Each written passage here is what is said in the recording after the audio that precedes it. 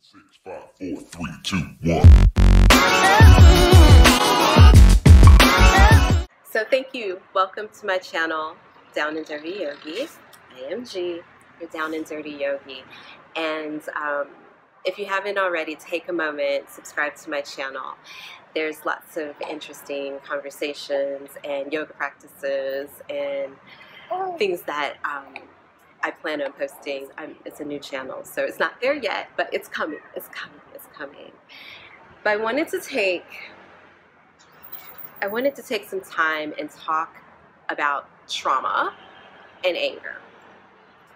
We have all been going through globally a pandemic. We, as Americans, as an American who's also a Black woman, regardless of where you are, when you see atrocities, you feel angry. Excuse me, someone else's. They have an impact. And specifically what's happening in the United States, and I'm going to call it out with the senseless killing of the Black man by police in Minneapolis who choked him with their knees, smothered him to death for nothing. You know, the man who was shot a few months ago jogging. It's countless and endless, and I don't need to list every specific thing. However, I found myself feeling fucking angry, pissed off. It's something that was built into the DNA of the country.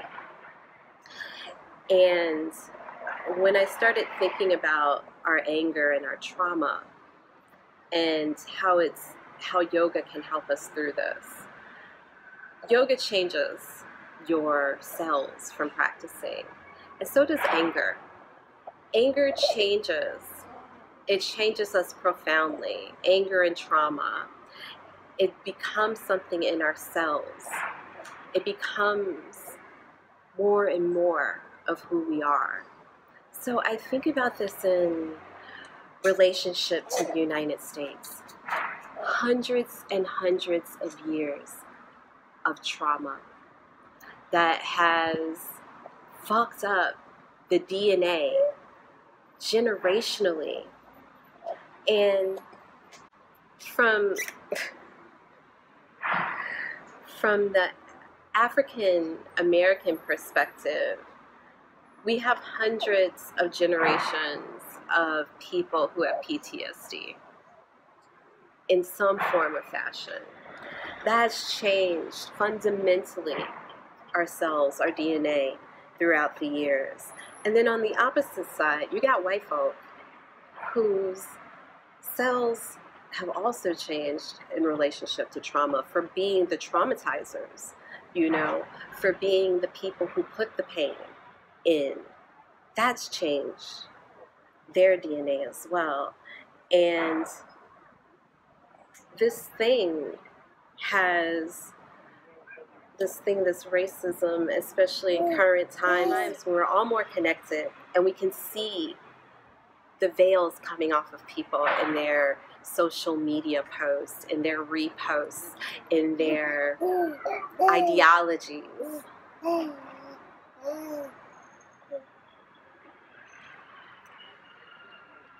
When you see that, relationships change, right? Like, we have seen friendships, we have seen love affairs, we have seen family being separated. These insistence that one group of people deserve less than everybody else. And what it's done to us is created trauma and anger to be the closest thing that we have to normalcy are these repeated acts. And let me tell you, one of the things that I don't do is talk about politics and my opinions a lot of times on social media for a multitude of reasons, because my action in what I do, in voting, in trying to, when I can, donate to causes that support what I believe in. I don't want to have a fucking Facebook argument with you, because it's not going to do anything but bring anger into my life and, again, affect my DNA, my cells, my well-being. So how do I, when I see these things, when I'm angry, when I want to cry, when I worry about all of my friends, all my black friends at home, when I look at the allyship of my white friends, when I try to understand the silence of some, or the dualities that somebody who says that, they support the United States president isn't racist. There's some hard lines that have been drawn, okay? Because seriously, if you don't see it, then we don't need to, we can't talk. I can't talk to you, and I don't want to talk to you, and I know that's sad. But in my effort to be kind to a motherfucker, I would rather just not talk to you, because I'm going to continue to try and bless me. So, what can we do from a yogic perspective to work on releasing some of that trauma from ourselves slowly? Because it's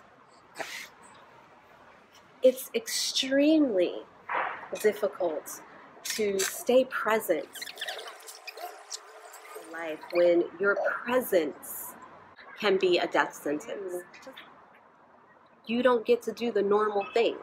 You don't get to go jogging. You don't get to go to a restaurant. You can't take a drive with your family in the car without it potentially escalating into... It's fucked up that you have to have such deep awareness, not of self, but of your surroundings at all times when you are being hunted. I have a young son in the United States still, and all I think of, I look at him and I see white tiger. That thing that people want to say is a trophy for them, when they've killed it, when they snuffed the light out of it, and it's too much to bear. The truth is, he's free, but not really. It's that he knows there's a stopping point to his freedom to sometimes potentially save his life, and it's not guaranteed. So what I do know is that partial freedom isn't freedom, and we have to heal ourselves first. We have to find ways to be kind to ourselves first, especially as we're going through trauma, especially as we are the hunted, and we are in a constant state of flight or fight. And it doesn't matter, where we are in the world. When you're American, you will have seen the things that we've seen there. We know the things that we know and how it exists. It changes your perspective of everything in the world. Don't they know what I'm doing? Shut the fuck up. So from the yogic perspective, so yoga, how can we use our yoga practice, the deepening of our yoga practice, to address anger? Well, traditionally in Buddhist practice and generally concept of meditation and yoga, we recognize something. We know what it is. We observe it, and we don't engage in it. And we become, this is part of becoming aware and conscious, and But in these situations, it's too hard. It's too hard because you look at it, you become aware of it, you see the details. Find a way to reach out. So for me, when I think about the anger, I start to look for the things I can do, because there is action that needs to be taking place. And if we're not going to take up arms, which I'm pretty sure that's what they want us to do, right? They want us to start some other shit, give more reason to gun us down in the street. You know, because even as peaceful protesters, we are attacked. We are lynched in our peacefulness. In every moment, we have no peace. And that is what yoga is supposed to help us develop. A sense of peace for ourselves, our inner being. We have no peace in the world when we're being hunted and we know it. When we know that every day we could go outside, it could be our last. How do we find the peace in that? And when we start to relieve ourselves of the anger, of the trauma, when we start to find ways, and this could be through therapy, this could be through, you know, other forms, because I'm not saying yoga is the only way, but I'm telling you how it can help. And it is something where when you look at it, they're killing us physically, and then they're murdering us metaphysically. When we let this anger continue to take over our cells and change our DNA and make us ill and make us, you know, less physically fit, and take our mental health away from us, when we allow that to continue to happen, then we're worse off. For when the real shit go down, let's be real, to make changes happen. And that's the real beginning, is finding the way to make the change, so that we find the way to stop the generational, the genocide that's going on in this country, and the generational traumas that we are all experiencing. So when we come back to our awareness, and how do we do that? I'm going to tell you a few things to do at the end of this conversation that will help you with stress in the moment, no matter where you are. Feel better and start to release some of the pain and anger that you might be feeling at any moment in time. Knowledge, the trauma is beyond just the physical things that have happened. It's also the knowledge of knowing that that could be it. There will be no justice. The system isn't built for us, you know, and walking around in the streets, knowing that someone could potentially end your life without any consequence is constantly something that in the Black community that they live with, and has affected our mental health in a global way. We have to start by taking back the metaphysical things that they're trying to kill within us. And then we can build on how we best make our lives better. Because, you know, yoga is both a physical, mental, and spiritual practice. It covers all the realms of our well-being. Whether you believe in a higher force or not, meditation is something that takes you deeper into your consciousness. And whether you see yourself as that higher force is irrelevant. So in these moments of trying to heal ourselves metaphysically, I challenge you to find ways to be kind to yourself. Sometimes that means we have to shut out the noise of the world to reconnect with our sanity, if you will. Like, it becomes too much. So sometimes you have to shut it out, and it's not selfish. Because again, taking care of you first is important. Sometimes we feel like if we're not keeping up with everything that's going on to take care of ourselves, that we're being selfish and, not being woke. And that's just bullshit. You have to do you first. And then when you're good, you're better at taking care of everyone else.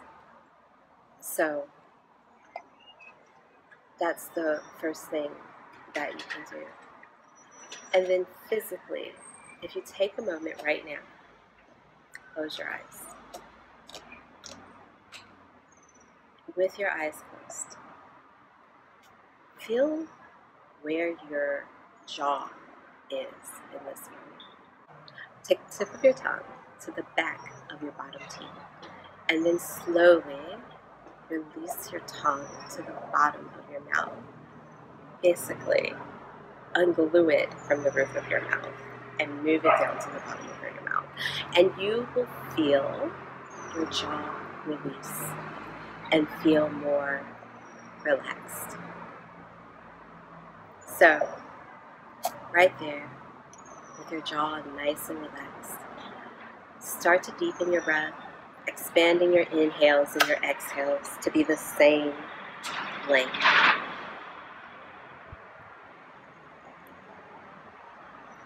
Breathe into your chest, expanding it.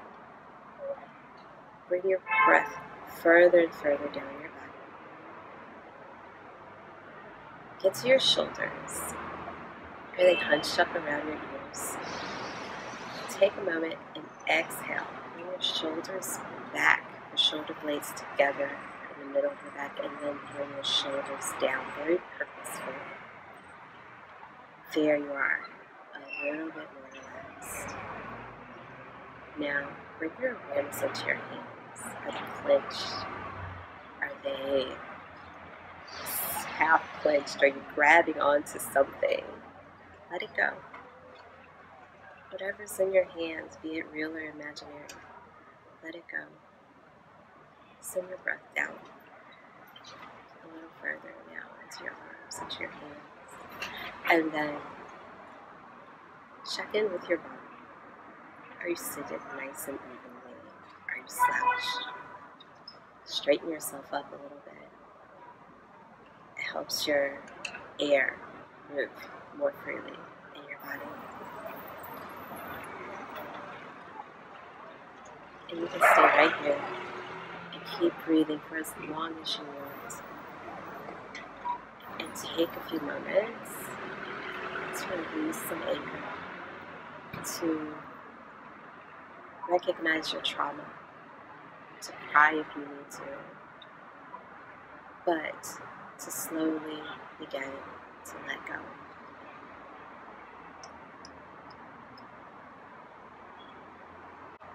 And I will be doing the same to try and keep my focus and find the joy in my life, that the things that make me happy. So, I hope this was a helpful little chat, and I hope that breathing and those few little physical things that you could just do sitting at any point in time helped you. If you have more questions, please leave me comments.